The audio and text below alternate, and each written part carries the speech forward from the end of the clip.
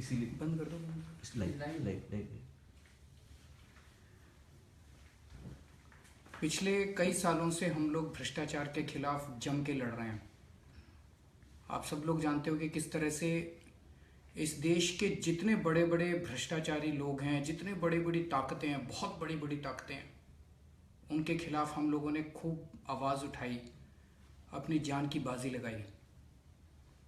कुछ साल पहले जब रॉबर्ट वाड्रा का नाम लेने में इस देश के लोग कांपा करते थे, रॉबर्ट वाड्रा के खिलाफ मैंने प्रेस कॉन्फ्रेंस करके सबूत सारे देश के सामने रखे थे। मुकेश अंबानी जी का नाम लेने में जब लोग कांपा करते थे, मुकेश अंबानी के, अनिल अंबानी के, उनके परिवार के, उनकी माता जी के, उनके स्विस बैंक के अकाउंट नंबर मैंने कुछ साल पहले प्रेस कॉन्फ्रेंस करके सारे देश के सामने रखे थे। 49 दिन की हमारी सरकार बनी। 49 दिन की सरकार में शीला दीक्षित जी के खिलाफ 4 एफआईआर हम लोगों ने दर्ज कराई थी। मुकेश अंबानी जी के खिलाफ बाय नेम, नाम से हमने एफआईआर दर्ज कराई थी। भ्रष्टाचार के खिलाफ खूब लड़ाई लड़ी हम लोगों ने। अगर कोई भी कदम भ्रष्टाचार के खिलाफ उठाया जाएगा, चाहे कोई पार्टी की सरकार उठाए, बीजेपी, कांग्रेस, कोई भ्रष्टाचार के खिलाफ आवाज उठाएगा, उसका हम पूरा समर्थन करेंगे। और पार्टी से ऊपर उठ के कोई अच्छा काम होता है, देश के लिए काम होता है, हम साथ देते हैं। स्वच्छ भारत प्रधानमंत्री जी ने किया, मैं खुद झाड़ू लेके उस दिन निकला था, मैंने तारीफ की थी प्रधानमंत्री जी की। सर्जिकल स्ट्राइक्स किया उन्होंने, मैंने तारीफ की थी, सैल्यूट किया था प्रधानमंत्री जी को। मीडिया ने मेरे बयान को तोड़ मरोड़ के चलाया था, लेकिन अगर आप मेरा वीडियो देखें, मैंने सैल्यूट किया था प्रधानमंत्री जी को। अभी परसों जो कहा गया कि 500 और 1000 रुपए के नोट बंद किए जा रहे हैं,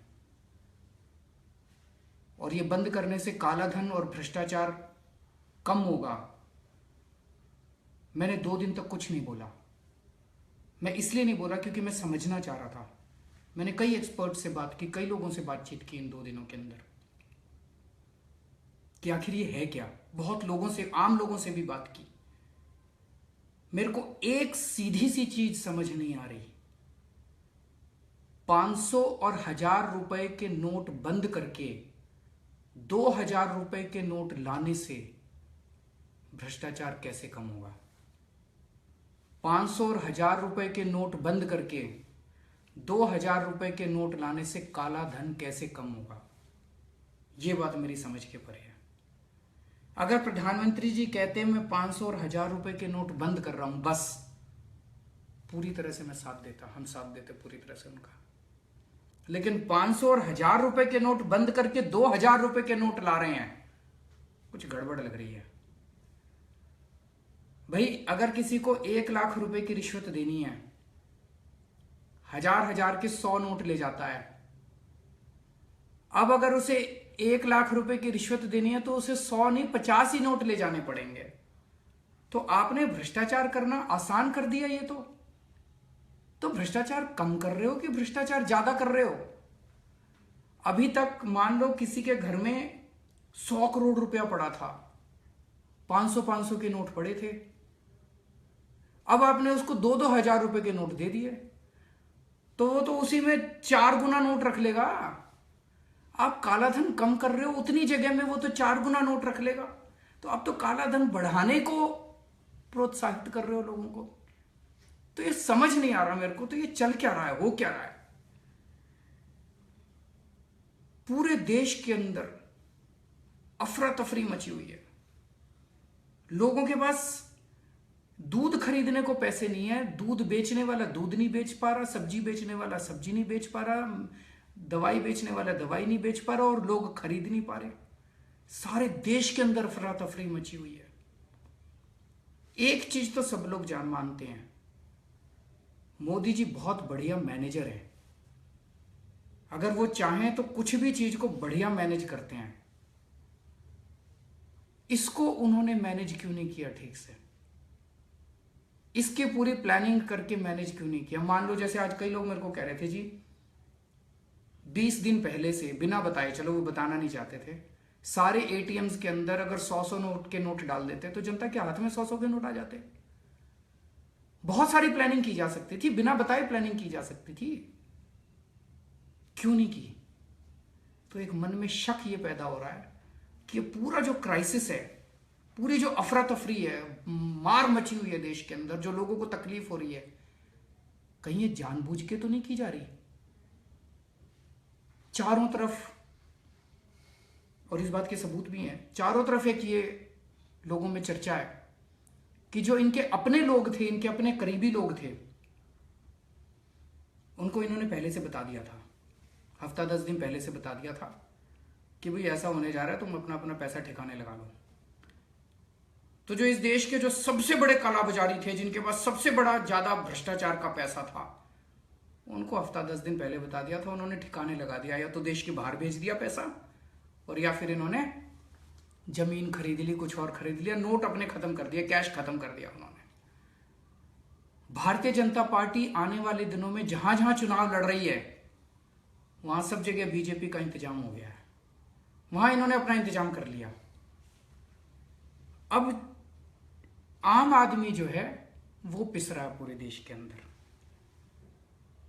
कल कई लोगों से बात हुई, आज भी कई लोगों से बात हुई, लोग बता रहे हैं जी जो काला बाजार करने वाले हैं मार्केट के अंदर, जिनके पास 100 करोड़ 500 करोड़ 1000 करोड़ घर में अगर पड़ा भी होगा कैश, उनसे कुछ लोगों की बातें हुई होंगी।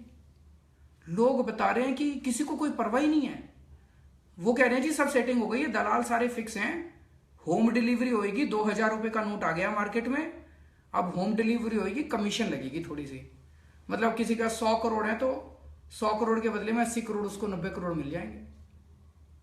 तो बहुत बड़े स्तर के ऊपर कमीशन खोरी होने वाली है। तो ये जो कई लोग, कुछ लोग के मन में वहम है, मैं जैसे कुछ लोगों से पूछ रहा हूं, वो कह रहे हैं हाँ जी तकलीफ तो है थोड़ी, लेकिन देश का तो फायदा होगा, कालाबाजारी तो बंद होगी। अगर ये सब होने वाला है तो कौन सी कालाबाजारी बंद हो रही है? जितने बड़े बड़े कालाबाजारी करने वाले हैं उनके तो होम डिलीवरी होके नए 2-2 हजार के नोट उनके घर पहुंच जाएंगे, पुराने नोट बाहर निकल जाएंगे, और उनको कमीशन खोरों को कमीशन मिल जाएगी। और कमीशन खोरी शुरू हो गई है। बता रहे हैं 1000 के नोट 800 रुपए में बिक रहे हैं, 500 के नोट 400 रुपए में बिक रहे हैं। पूरे बड़े स्तर पे कमीशन खोरी शुरू हो गई है, सोने का धंधा शुरू हो गया है।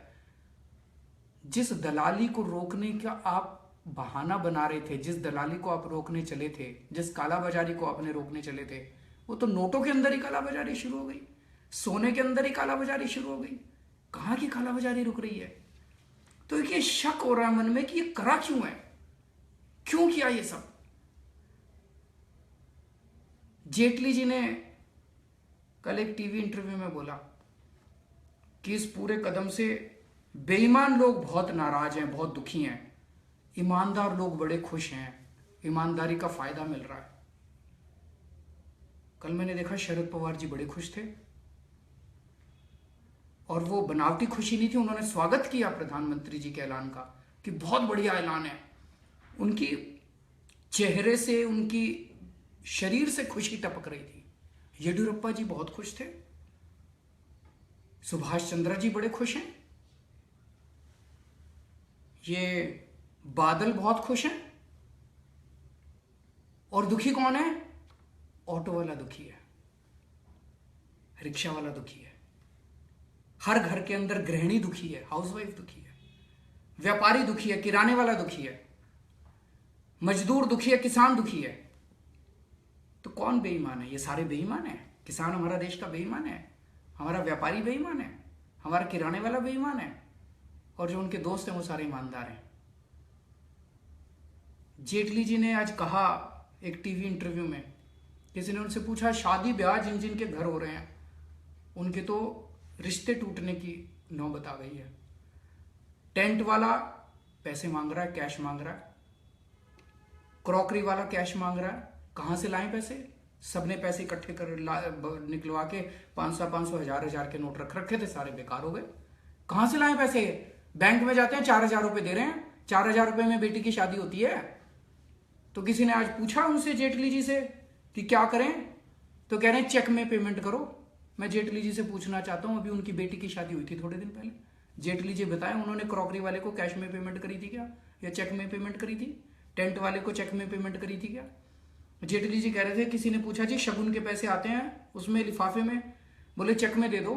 मैं जेटली जी से पूछना चाहता हूं, जितने शगुन के पैसे आए थे कितने चेक में आए थे?